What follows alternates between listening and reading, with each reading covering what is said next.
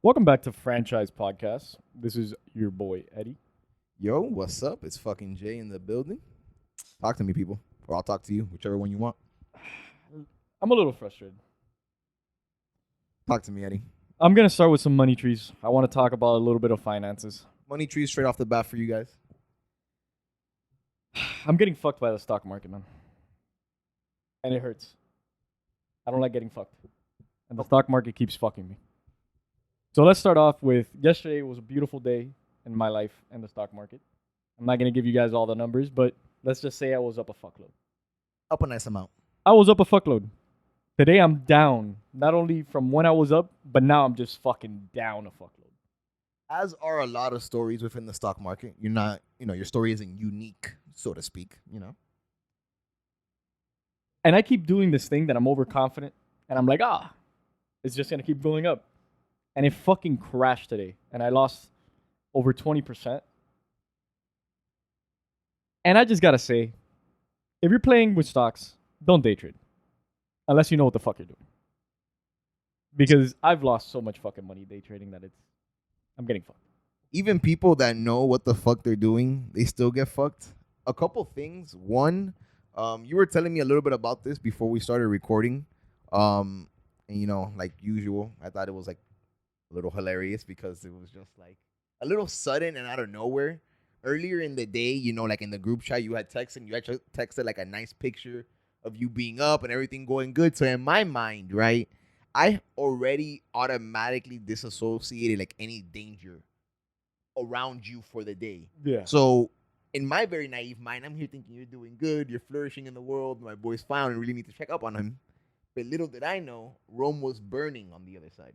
I was surviving. That picture was survival. I lost a lot, so I made a couple risky plays, and now, hey, you know what? I'm kind of surviving.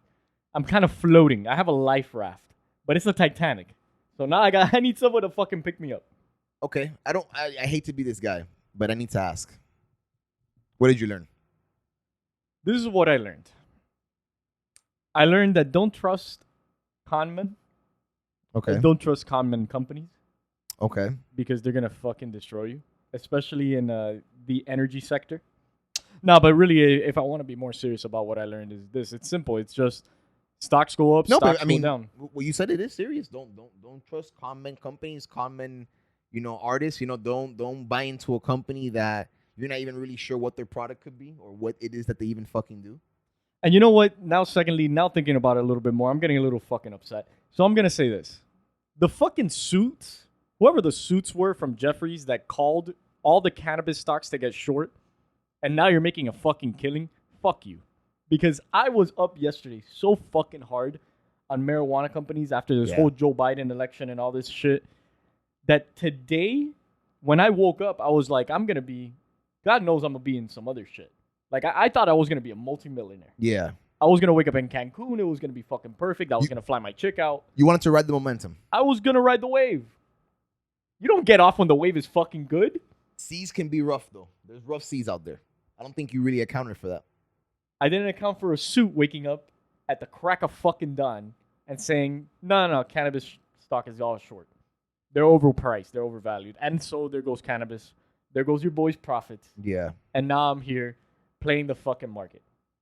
So fuck you, whoever that was. I'm going to say something because it needs to be said. A lot of those that may not know Eddy too well may not know that Eddy doesn't manage risk too well. I don't. Not properly at all. I kind of like jumping in.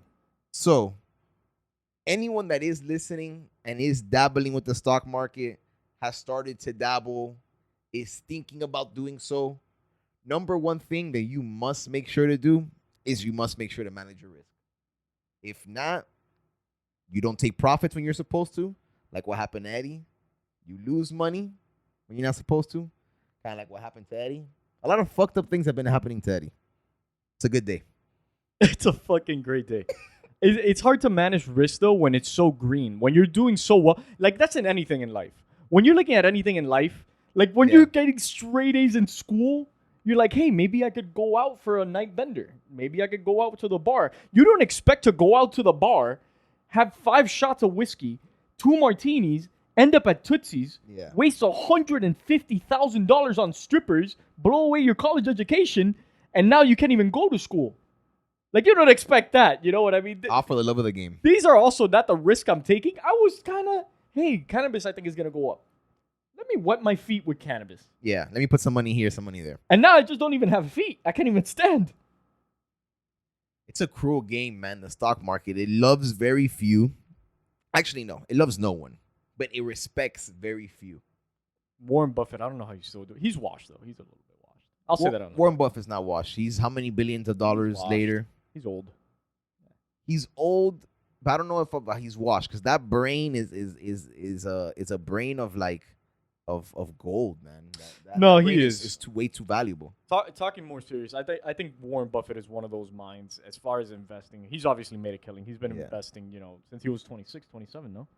Then when he started investing seriously. Well, he's really been investing since way before that. Like in like middle school and things of that nature, but like when he really started making serious grounds was like his later 20s. Yeah. And I'm not Warren Buffett, but his mind is incredible because if he takes like 4 to 5 walks a day. He doesn't even think like stock related, like he's low stress. Warren Buffett also like everyone has that coin term, the billionaire's breakfast, which is Warren Buffett. Depending on how the stock market is, he'll grab a different meal at McDonald's, and he'll eat at McDonald's. Like, that's kind of crazy. Yeah. And he drinks Coke, and I love his Coke story. I think you could say it better, but what's the story behind Coke? Remember Warren Buffett with Coca-Cola? What is the story behind Coke? So Warren Buffett, they were gonna discontinue a flavor of Coke. If I'm not mistaken, it was cherry Coke. They were going to discontinue it. I think I heard about that, but I'm not sure if those were just one of those like things you read on the internet and you're just like, who the fuck wrote that? He bought major shares in Coke and kept it around. That is true. That's a thing. I mean, but he's just like, you see him do things that are like unhealthy physically, like, stuff like that. But then you see the other aspect, like Warren Buffett reads so fucking much. Oh, yeah. He reads a fuck ton. Crazy mental exercise and mental workouts. And he walks for like mental sanity, for peace of mind. Because one of the best advice like that I could give to anybody forget the stock market, just entering phases of life that are uncomfortable or treacherous territories or things that you're not used to. You need peace of mind to make good decisions, to be able to think clearly and rationally about the things you want to do. Yeah. And especially to have the right answer, because there is a right answer in everything. Yeah. But to have the right answer to get there, low stress. That's what you need. If you're always high stress, you're always going to be thinking of every single other means to get to the right answer. Yeah. And it's going to take you a lot longer. It's going to be less efficient. So operating under low stress and knowledge, man, he reads over like 400 pages of info a day. That's a, like, what do they call it? Voracious reader? A voracious reader. You know what fucked me up about Warren Buffett for like a while when I first started learning about him? I mean, there's a beautiful documentary on him on HBO that just everyone here should go watch because it's not just about just. Are you still using my HBO? Yeah, I'm still using your HBO. At least one of us is. Thank you. Yeah, I don't know how you're not using it because I think it's beautiful. But it's not even like his documentary isn't even so much so, even though it is about stocks, but it shows you a little bit more of kind of just like the mantra of Warren Buffett. And things of that nature. You can learn a lot, just from that man. But one of the things that had me fucked up about him for a while, and it kind of helped me, I guess, kind of like realize, like, life issues happen to anyone, no matter what you are, no matter what your status is. Yeah. Like in the documentary, they talk about basically how like his like sweetheart from like since he was like in his early 20s, married to late into like his 70s. Had like passed away from like cancer, and I was just like, dude, like, so tough, man. Yeah, it's so tough, and like someone that you look at that you think to yourself like, oh, he has a fuckload of money, so all his problems must be resolved, and he must not have any problems, and then you come to find out that someone like that, right? I don't even want to say like if he's like special or above anyone else because he isn't, but to think like someone like that. Something like that can happen to it. Just like it fucked me up for a little bit because I was like, and he still lives. Yeah, that's what I'm saying. And he still continues to go and continues to grab life by the balls. But it had me a little fucked up because I was like, dude, that's like, it felt so dark. Yeah, I mean, on a lower level scale, like I have one of my best friends had leukemia. Got diagnosed with it in middle school, survived it. Pushed through it. And then later in life, his mom got breast cancer and she died. You know, it's just tough fucking things in life that happen that money literally cannot replace. No matter what. There's just nothing that you could do about losing loved ones. There's nothing you could do about losing opportunities. There's nothing you could do about losing money. Like, yeah, sometimes things happen, but at least money's like a replaceable thing. Like, that's something that you could still go out and get. That's a resource. Yeah, you lose $10, you can get those $10 back. Yeah, because it's time. Like, you could do something with your time that invests you in there. Like, you know, one of the like great things about I think gaining something that isn't buyable with money, I think knowledge is one of those things. Like, knowledge, you have to invest an incredible amount of time. Like, you could pay for a college education and not learn shit. Yeah, shout out to my boy Joey. You could pay for books, but if you don't read them, doesn't fucking matter. So knowledge is a thing that you need to invest in.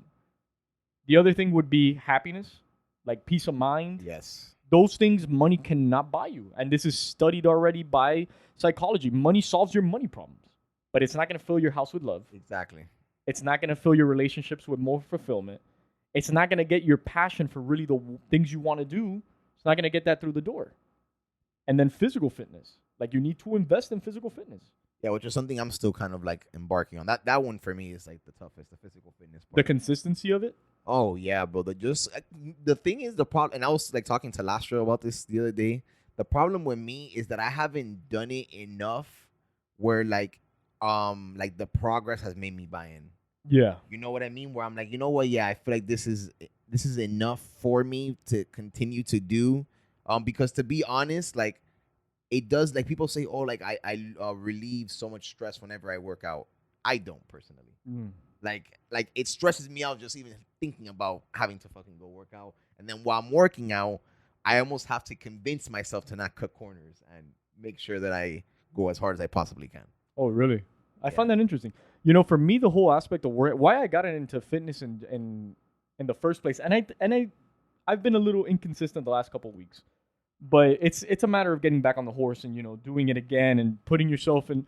It does make me feel better to exert myself physically. Yeah. Because a lot of times, like, if you're frustrated or angry or like you don't have a means of like getting to an answer that you want, when you're able to kind of like detach away from that and focus, literally put your body through anxiety and put your body through physical stress. Yeah. Afterwards, there's a feeling of like relievement is really what I guess people talk about. You know, for me specifically, I think running is the thing that is my Achilles heel. Like, running is that mental fortitude thing that I just, it's one of those things that I keep pushing and I'm getting better at it, but it's probably the toughest mental aspect of working out. For me too, easily. Yeah, I'm running. Bitch. Yeah. Like, and we're capable of running. I'm capable of running. So every time I do it, I honestly surprise myself. It's a mental fucking I'm like, battle. wow, I cannot believe I just did that. I can be a mile. And I'll be like, I can't believe I just ran a mile. It's a mental battle. What happens is that your mind, and David Goggins preaches this a lot. If you guys don't know David Goggins, you should probably fucking look him up. Great resource